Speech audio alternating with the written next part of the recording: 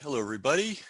I've got some interesting news, but first I want to tell you about the background. This is my actual background. This is what a slice of my office looks like.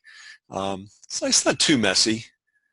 I wanted to show you my other background just for fun. Let's see. This.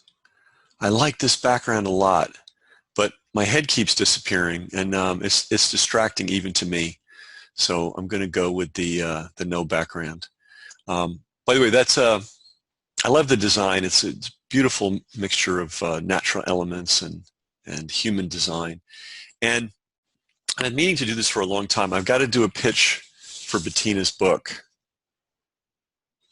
A Tea Garden in Tivoli. And this won the silver medal for the Independent Publishers Association in the gardening category, silver medal. She also won the international award for international garden design that Gardenista ran a couple of years ago. And we went head to head against a 10-acre garden in the Hamptons, and we won. So it's called A Tea Garden in Tivoli. If you are interested, the subtitle is American Garden Design Inspired by the Japanese Way of Tea. Right? So if you're interested in Japanese gardens, I mean, you got to get this book. Just write me and I'll tell you how you can get it. Get it from us. Don't get it from Amazon. We'll give you a better deal. And Bettina could sign it for you. Also, it's an American version on it. So we're not talking about slavishly copying the Japanese style. We're using that as a point of departure, or she uses that as a point of departure. So anyway, this is the commercial message for this call. Anyway, we're still in lockdown, of course. Businesses are still shut down. And I want to talk a little bit about the ongoing lunacy of this. A lot of people have written to me and said, wow, thank you for helping keep me sane because everybody around me is buying this bull. If I've helped you, I'm really glad. We have a lot of people we need to help. All right, so I know everybody knows who Robert F. Kennedy Jr. is, the son of Robert F. Kennedy. And you may not know that he's one of the nation's foremost environmental attorneys. He was fighting for the environment especially against mercury poisoning for a long, long time. A bunch of mothers came to him and said, our kids are being poisoned by these vaccines. And he took the legal fight for that, which he's been on for over a decade at great, great, great personal cost to him, by the way. But he doesn't back down. He has an organization called the Children's Health Defense. I'm not sure what the full name is, but it's Children's Health Defense Org. And it's a great organization, and they publish a lot of good stuff. And I want to read the highlights of their most recent article. And this will give, I think, encouragement to people who do not doubt their own sanity.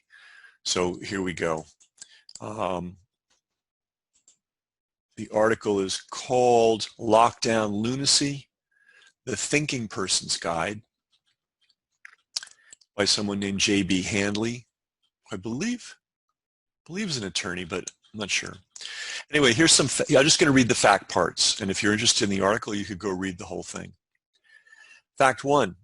The infection fatality rate for COVID-19 is somewhere between 0.07 and 0.2%, which is in line with a seasonal flu, just as we've all been saying since day one on this. Next, fact number 2.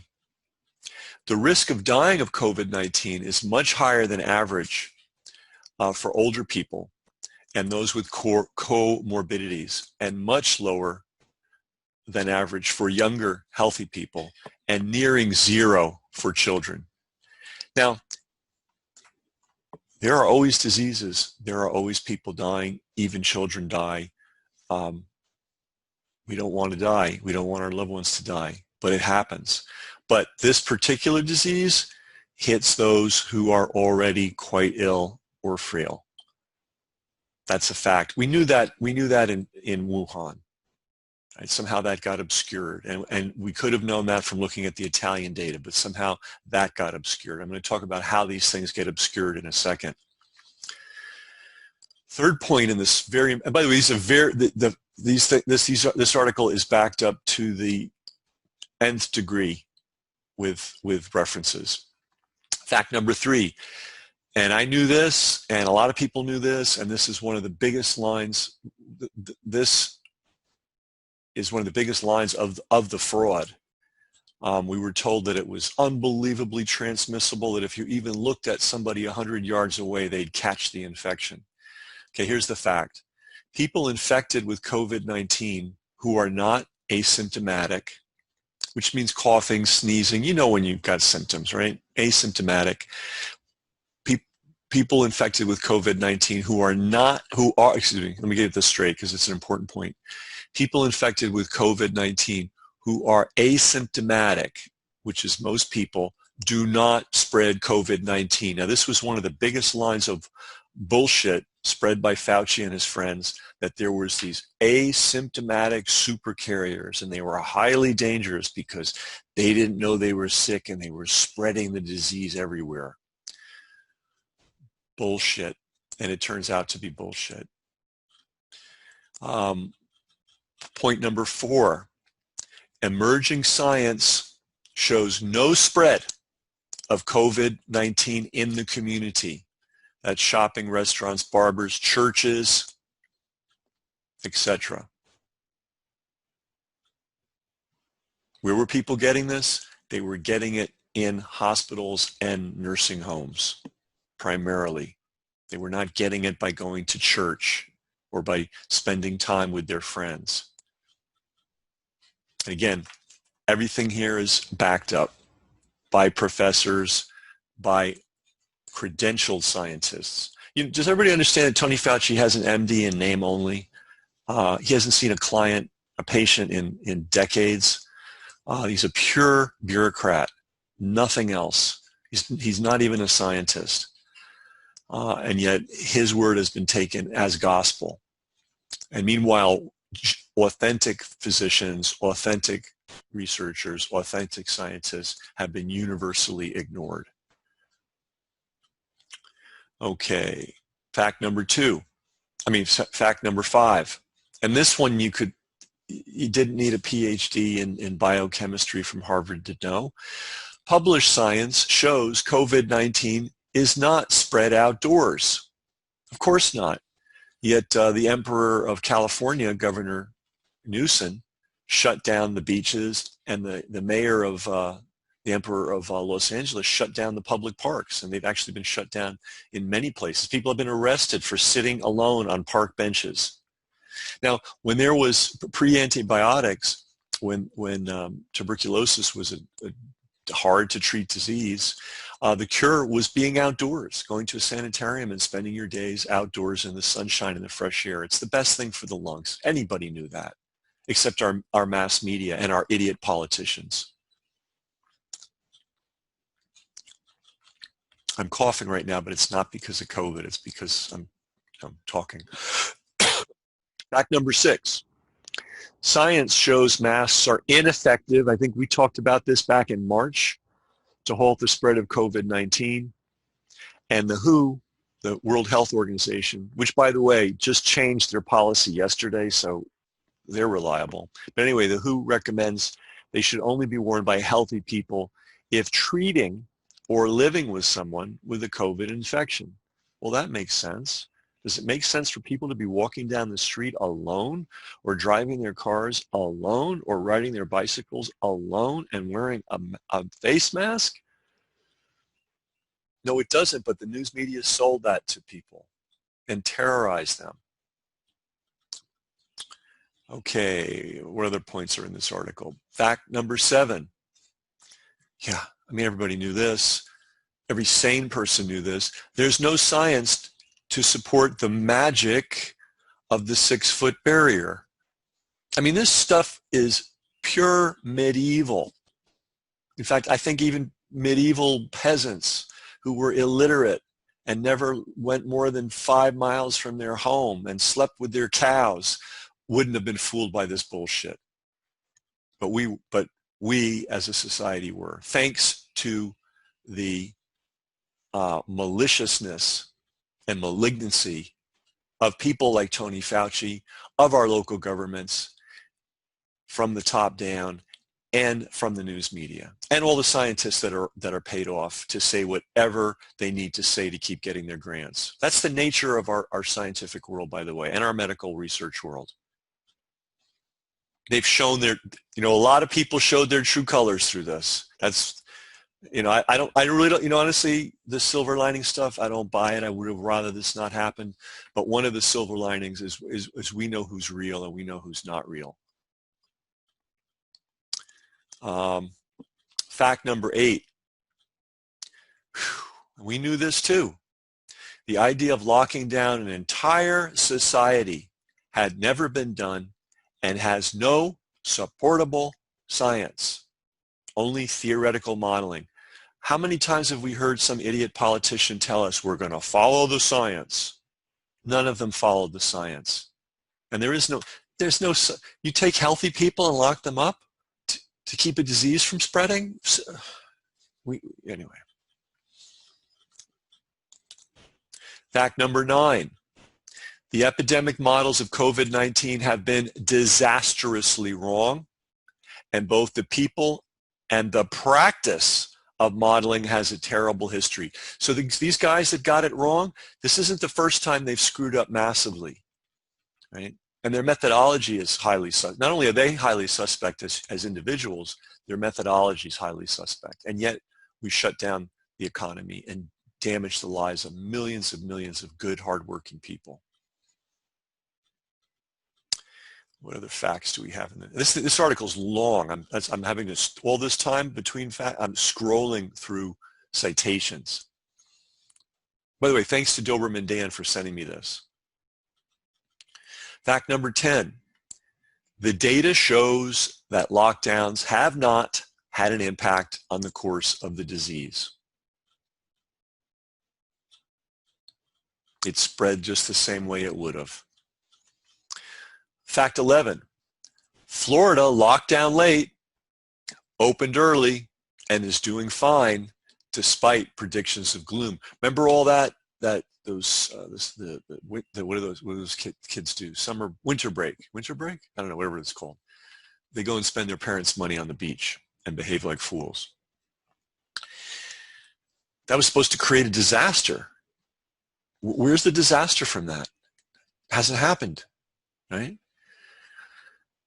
All right, what other facts do we have? Fact number 12. This is, if you know the details of this, which I do, you're going to be shocked. New York's above average death rate, remember the whole nation's had to go along with this because of New York's problems. New York's above average death rate appears to be driven by a fatal policy error, which was putting actively sick COVID patients in nursing homes, combined with aggressive intubations. And if you don't know what's involved in putting somebody on a mechanical respirator in the intubation process, read about it. It'll curl your hair. Just that alone will kill you, especially if you're already frail. Fact number 13, public health officials and disease epidemiologists do not consider the other negative societal consequences of lockdowns. So what are those other negative consequences? How about suicide rates, which are up everywhere? There's one place in California where they've had a year's worth of suicide attempts in 4 weeks. How about people going hungry? That's a precursor to getting sick, being chronically hungry.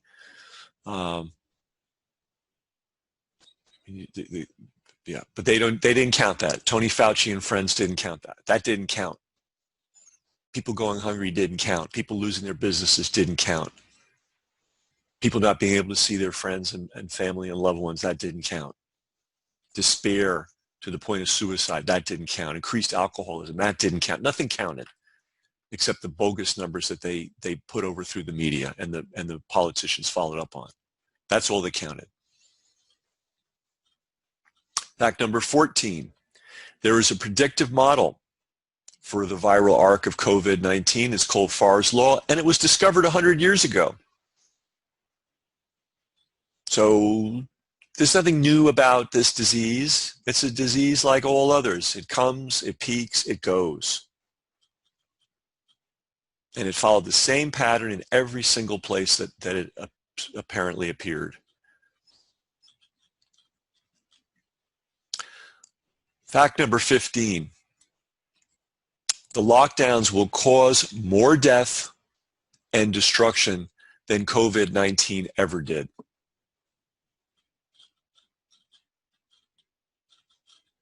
Fact number 16, all these phased reopenings are utter nonsense with no science to support them, but they will all be declared a success.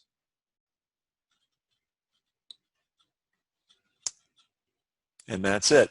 So the article again is on childrenshealthdefense.org. That's the organization of Bobby Kennedy Jr. The name of the article is Lockdown Lunacy, the Thinking Person's Guide. And, you know, a lot of people didn't pay attention when there was this mad insanity to vaccinate every kid for every possible disease every time they take a breath. But Bobby Kennedy and his group have been shining a light on that and fighting it. And shame on you, anybody that ridiculed the so-called anti-vaxxers. Children's Health Defense Fund and Robert Kennedy and all the people that are doing the research in the vaccination world are 100% right on. And if you didn't know that now, you should improve your understanding of the issue.